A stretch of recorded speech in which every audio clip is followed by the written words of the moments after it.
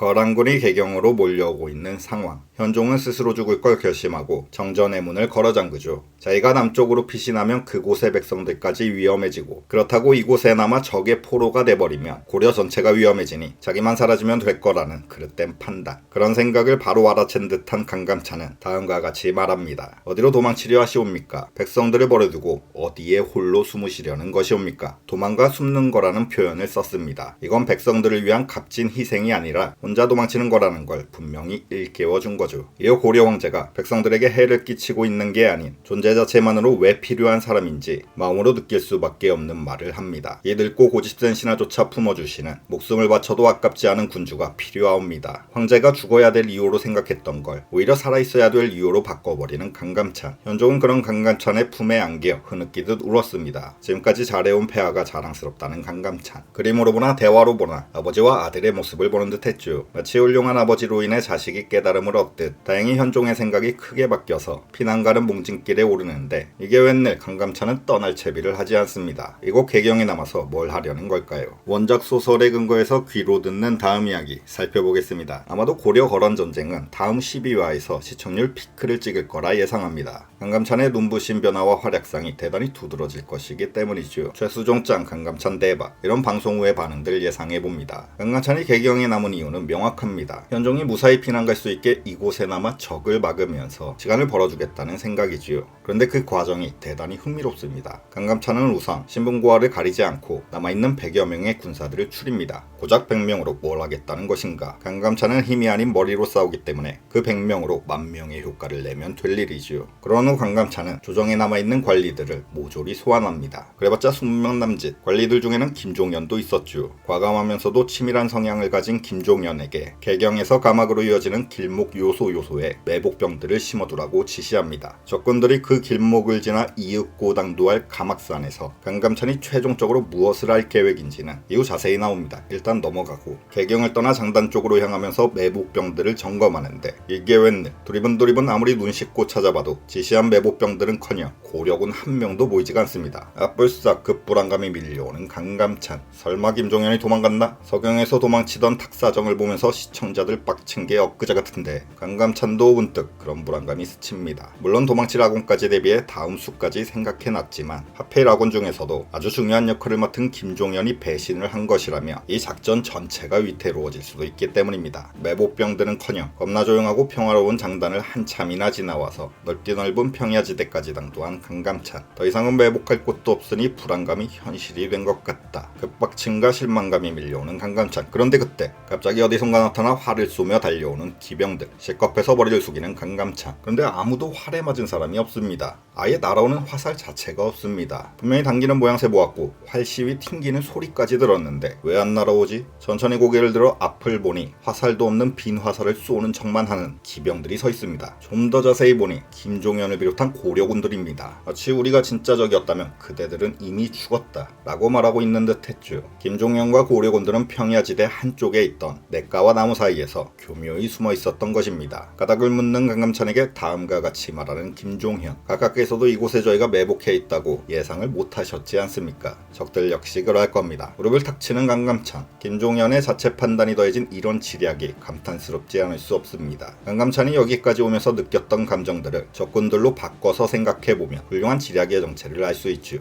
걷고 걸어도 매복병들은 하나도 없네. 모두가 예상하는 매복 후보지에서는 오히려 조용하다가 평야지대에 나타나 긴장과 경계가 느슨해질 때쯤 갑자기 생뚱맞게 그런 데서 적을 덮치며 거래끄림주고 전투채비 갖출 새도 없이 순식간에 당할 수밖에 없는 겁니다. 더군다나 평야에서는 저 멀리 산이 보여서 자연스레 시선과 관심은 그쪽으로만 향하니 당장 근처에 도사리고 있는 위험은 신경 쓸 수가 없는 겁니다. 마치 우리한테 큰 걱정이 생기며 작은 걱정 따위는 잊어버리는 것과 마찬가지죠. 제2의 탁사정 될 뻔했다가 완전 돋보인 김종현. 강감찬은 말합니다. 그대들의 지휘관이 이렇게 탁월하니 그대들은 모두 공을 세울 것이다. 그렇게 강감찬은 가막산으로 향하면서 곳곳에 심어둔 다른 매복 지점들도 점검합니다. 모두가 김종현만큼은 아니었지만 효과적으로 잘 매복하고 있었죠. 이곳들에서 최대한 시간을 끌어야만 합니다. 그래야만 몽진 중인 현종을 보호하고 남쪽 관료들이 재정비할 시간을 충분히 벌어줄 수가 있죠. 김종현이 택한 유절 서스펙트급 방심적군 뒤통수 때리는 매복 전략은 실로 효과적이었습니다. 평야지대에서 위에서 긴장 푸른 거란군들에게 맛있게 먹으라 화살을 먹여준 후에 다음 매복지로 빠르게 후퇴. 거기서도 화살 수십 방을 더 맛있게 먹여주고 또다시 후퇴. 겁나 약 올리는 듯한 작전을 잘 수행해 나갔죠. 상대편일 땐 짜증나는데 우리 편일 땐 든든한 사람, 그런 느낌의 사람이 김종현.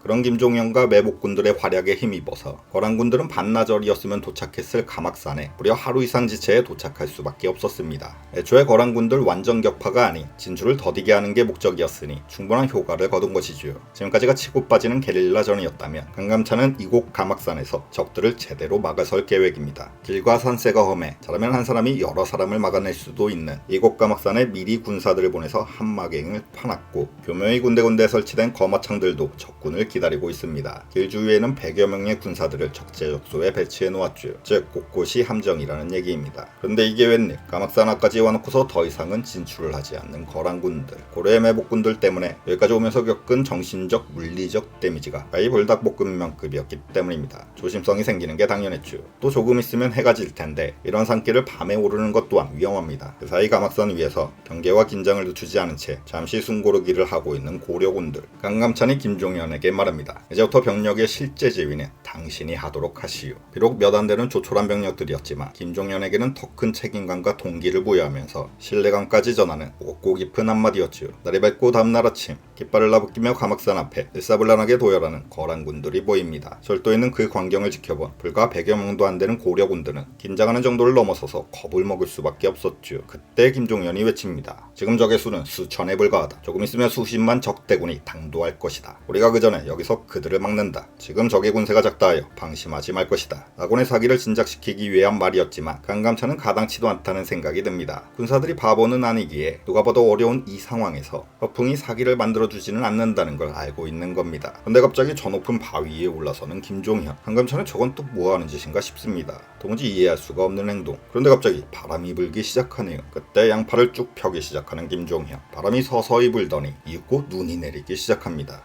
마치 바위 위에서는 김종현의 양팔과 소매에서 바람과 눈이 만들어져 나오는 것 같은 모양새였죠. 바람이 점점 거세져서 산 밑에 있는 거란군들을 정면으로 때립니다. 진눈깨비가 섞인 세찬 바람에 눈도 뜨지 못할 지경이었죠. 나부끼면서 바람에 날아가 버리는 깃발들도 있었습니다. 거란군들은 이런 날씨에 산세를 오를 수는 없으니 그냥 그대로 물러나 버립니다. 허무할 수도 있지만 진짜 이렇게 거란군들이 물러났습니다. 믿기 힘든 이런 허무한 거란군들의 후퇴를 찬찬히 이전 방송과 연결지어서 제가 생각을 해보니까 11화 아주 초반에 나왔던 장면이 떠올랐습니다. 서경 함락이 임박했다는 소식에 현종은 아주 허탈해하면서 이렇게 말했었죠. 하늘이 이 고려를 버리시는구려. 죄 없는 고려의 백성들을 버리시고 저 잔인한 침략자들의 편에 서시는구려. 이 대사 때와는 반대로 이번에는 하늘이 고려의 편이라는 것을 보여주기 위해 날씨로 인해 후퇴하는 거란군들의 모습이 나올 것 같습니다. 비록 이후에 거란군들은 가막산을 우회해 양주까지 진격하지만 아직 강감찬과 소규모 군사들이 건재하니 남아하는 거란군들의 뒤를 쫓아 황진의 몽진을 도우면 될 일입니다. 강감찬의 활약상이 본격적으로 시작될 예정이라 대단히 기대가 되네요. 지금까지 삐딱비만에 살짝 각색을 추가해서 강감찬이 개경에 남은 이유를 살펴봤습니다. 다음 방송 함께 기다립니다. 감사합니다.